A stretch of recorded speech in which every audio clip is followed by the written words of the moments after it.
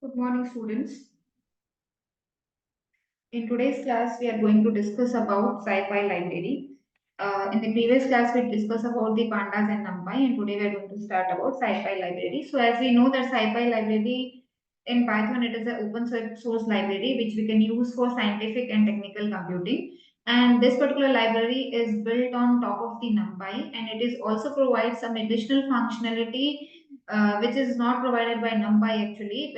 If I want to do some mathematical, scientific, and engineering related things, so I can use the SciPy library. It is containing the module for optimization, for linear algebra, for integration purpose, interpolation, special function, FFT, and signal and image processing concept also we can do with the help of SciPy library. So we are going to discuss some of the programs using SciPy library so we can understand in a better way that how the SciPy library works.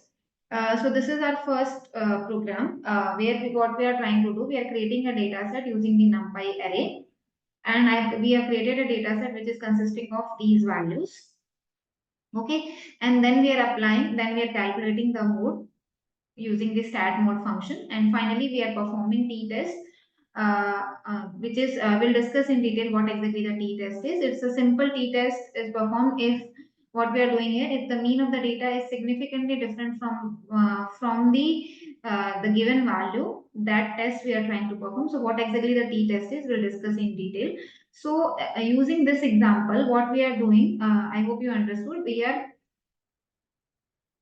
using first of all, we are importing a SciPy library. And from the SciPy library, we are importing stats because I am trying to calculate the mode and I'm using here NumPy. So I'm importing NumPy as NumPy. So as I told, first of all, we are creating a data set. So we have created a data set using NumPy array and it consisting of these values. So after this, we have to calculate the mode. So to calculate the mode, we have already imported stats. So I'm calling that stats, and I'm calculating mode of my data, and mode I'm saving in a variable mode. And finally, I'm trying to print the mode. So my mode of 0, I'm keeping here mode of 0, which is having the result of whatever stats dot mode is giving me the result, which is containing an object of the mode and its count. So mode of 0 will extract the actual mode value from the given result.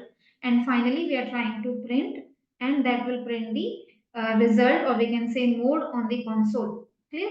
So now what we are trying to do, after finding the mode, what we are doing, we are performing a t-test.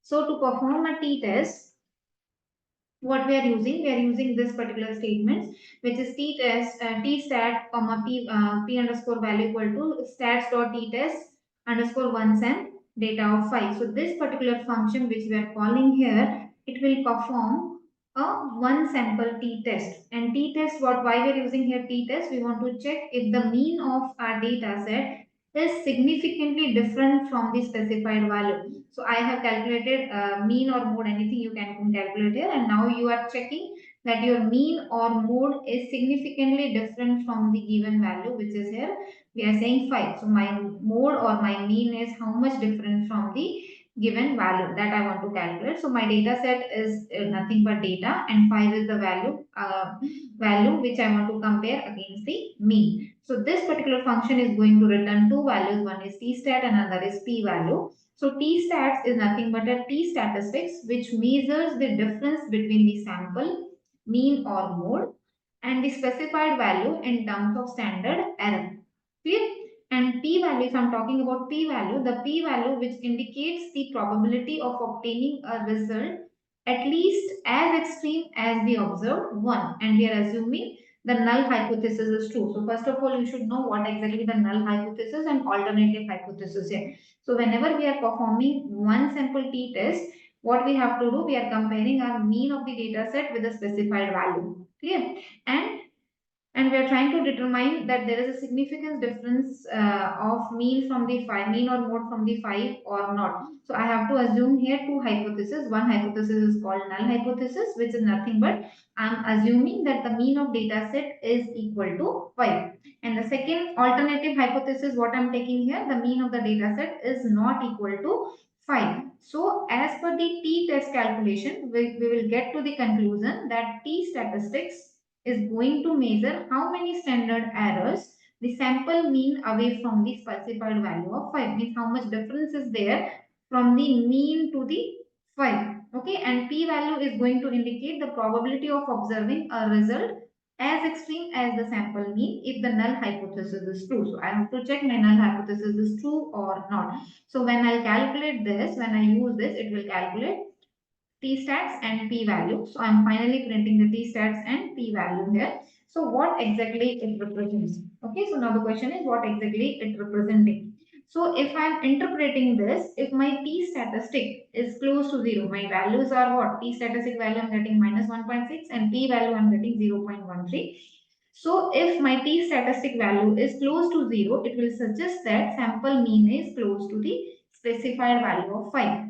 Okay, and if p value, my p value is high or typically greater than, we can say it is greater than 0.05, then we can say that there is no significant difference between the sample mean and the specified value 5. So we can say there is not much difference between the mean what I have calculated, or here we have calculated mode.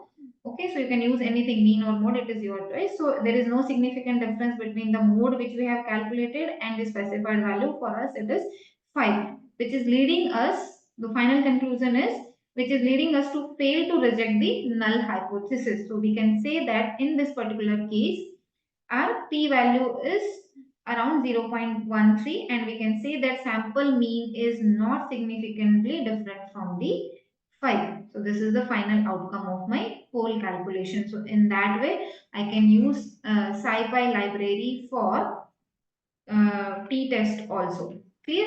So this is all about the t-test calculation. Now the next example we are going to take here, we are taking one linear algebra equation. So you can see here, we are using in this particular example, we are defined a system of linear equation using a coefficient matrix A. We are using a matrix A and a right hand side vector we are using, which we are representing through B. And here we are using a solve function. We are using a solve function from the library, which is SciPy.linear algebra library module, which is used to find the vector of x and which satisfy the system of equation. So we know that we'll be having an equation. If I'm saying a linear algebra equation, so I can say that this is equation 3x plus 2y minus z equal to, this is the right side of vector, which is equal to 1. So this is my first equation. Second equation is 2x minus 2y plus 4z equal to minus 2, and the third equation is minus x plus 0.5y minus z equal to 0. So this is my left hand side of left hand side value, and this is my right side of vector. And now I want to calculate, I want to find the value of b here. So this is my overall calculation which I want to do through linear through SciPy library. Fine. Now what we are doing, we are defining, so if I see the program, what we are doing, we are defining a coefficient matrix and a right side of vector. So coefficient matrix, if I am trying to define, it is A equal to np dot array. So this is representing my first value, this is representing my second value, and this is representing my third value. So I have a 3 cross 3 matrix where each row represents the coefficient of one of the equation in the system. So my equation will be what? 3x plus 2y minus z equal to 1, as it is in the right side of vector which we defined here. So I told you already this thing.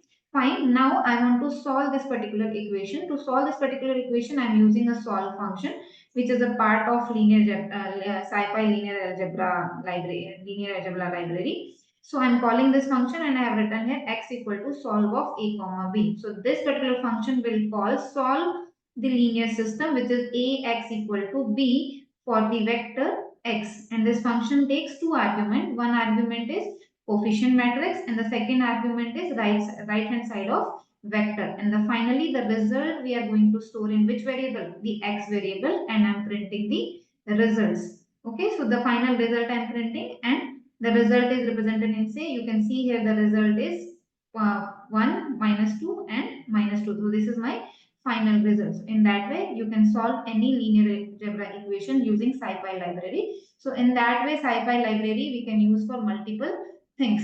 Okay, so these are some examples which we have discussed. So you go through with the other examples, so better understanding of other functionality of SciPy library. Thank you.